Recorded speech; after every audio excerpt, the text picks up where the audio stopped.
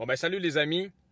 Aujourd'hui, je vous raconte l'histoire de la plongée la plus extraordinaire que j'ai faite de ma vie. Une plongée que je viens de faire ces jours-ci dans les eaux de Baie-Comeau, donc dans l'estuaire du Saint-Laurent. Je vous raconte comment tout ça s'est passé. La rencontre avec l'animal qui m'a donné la chance de faire une photo exceptionnelle. Puis après ça, évidemment, à la toute fin, je vais vous montrer la photo. Mais allez-y pas tout de suite parce que ça va gâcher votre plaisir. L'histoire est importante pour comprendre la photo. Mais avant d'arriver à l'histoire en soi, souvent, certaines personnes pourraient penser que bon, les plongées les plus belles que j'ai faites dans ma vie, c'est pas dans le Saint-Laurent, c'est quand j'étais au Galapagos ou quand j'étais en Méditerranée ou quand j'étais au Mexique ou encore en Floride. Parce que pour plusieurs personnes, le Saint-Laurent, c'est le parent pauvre de la plongée. On y va comme par dépit parce que, bon, on n'a pas d'argent pour voyager. Puis en attendant d'aller en voyage, on plonge ici. Alors que mon point de vue, moi, est tout à fait contraire. Pour avoir vu ailleurs, je persiste et je signe. Les plus belles plongées que j'ai faites, c'est vraiment ici, dans l'estuaire du Saint-Laurent. Je trouve que c'est vraiment un endroit pour plonger qui est extraordinaire. Entre autres parce que on a encore l'impression, quand on plonge ici, d'être un explorateur qui est en train de découvrir une nature sauvage, intacte, inexplorée. Et c'est à peu près vrai. Mes sites de plongée, moi, où j'amène des gens avec moi, ce sont des sites où personne d'autre ne plonge. Quand on descend, on n'a pas l'impression que le prochain poisson qu'on va voir, il va avoir une casquette du dive shop avec lequel on fait affaire. Là. C'est pas ça pantoute. On plonge, puis il n'y a pas de cochonnerie dans le fond, comme je vois trop. En Floride, je vois plus, parce que ça me déprimait ben trop. Il y avait tellement de cochonneries dans le fond. Les requins avaient des hameçons. Non. Fait ici, c'est pas ça.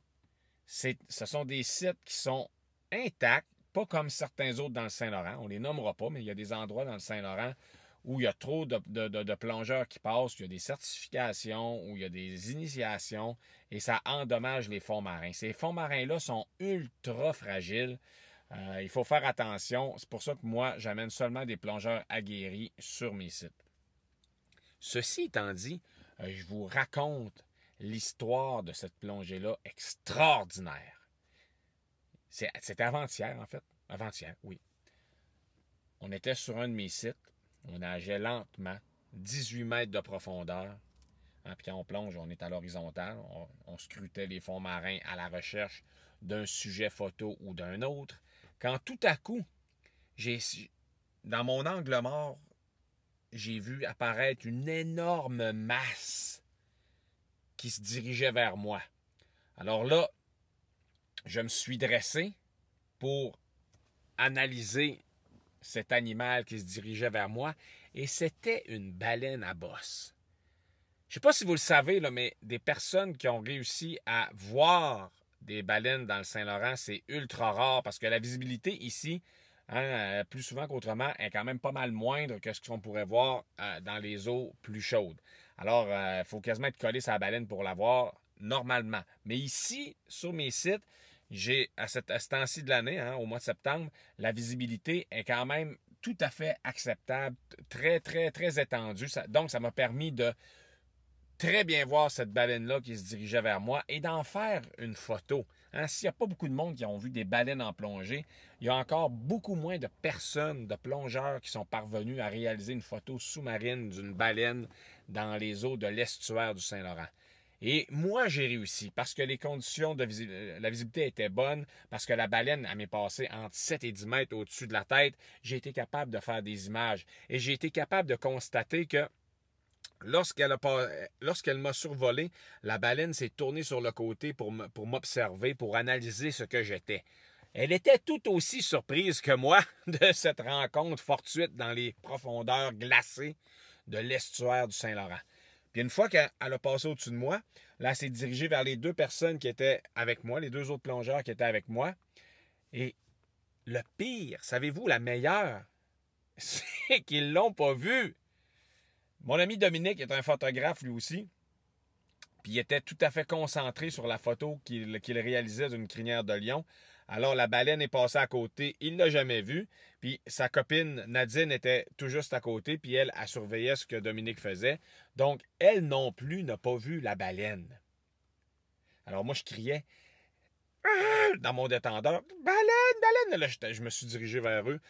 J'ai montré sur mon écran, il y a une baleine qui a passé. Là, Dominique était Puis là, heureusement pour Nadine, quelques instants plus tard, la baleine a fait demi-tour. Sa curiosité l'a poussé à revenir sur ses pas et à venir jeter un second coup d'œil aux étranges créatures que nous étions, nous, dans les profondeurs de l'estuaire.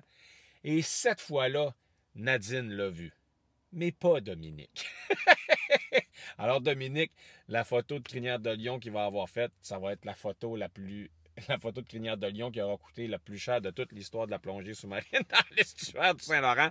Il a manqué une baleine pour une crinière de lion, qui reste un beau sujet photo, mais on s'entend que le caractère exceptionnel d'une rencontre avec une baleine à bosse, tu mets de côté la crinière de lion que tu es capable de voir à peu près 3, 4, 5 fois par plongée. Et comme si c'était pas suffisant, là on s'est remis en route, on a continué à explorer le site. Et quelques 10 minutes plus tard, j'ai observé un thon rouge. Alors, dans la même plongée, j'ai vu une baleine à bosse et un thon rouge. Du coup, quand je suis sorti de l'eau, je me suis dirigé au dépanneur puis je suis allé m'acheter pour la première fois de ma vie un billet de loterie. Je me disais que la chance me collait à la peau et peut-être que là, c'était le temps d'acheter un billet de loterie puis d'aller au bout de cette chance-là et de devenir millionnaire! Mais bon, maintenant que je vous ai raconté l'histoire, je vous fais pas attendre plus longtemps et je vous présente cette photo-là qui est la photo d'une vie en plongée sous-marine, une photo qui va rester dans ma mémoire jusqu'à ce que j'accroche mes palmes ou que je pogne la maladie d'Alzheimer. Après avoir vu la photo, n'oubliez pas de faire j'aime, partager et abonnez-vous à ma chaîne. Il y a d'autres images comme ça qui s'en viennent. Merci, à la prochaine.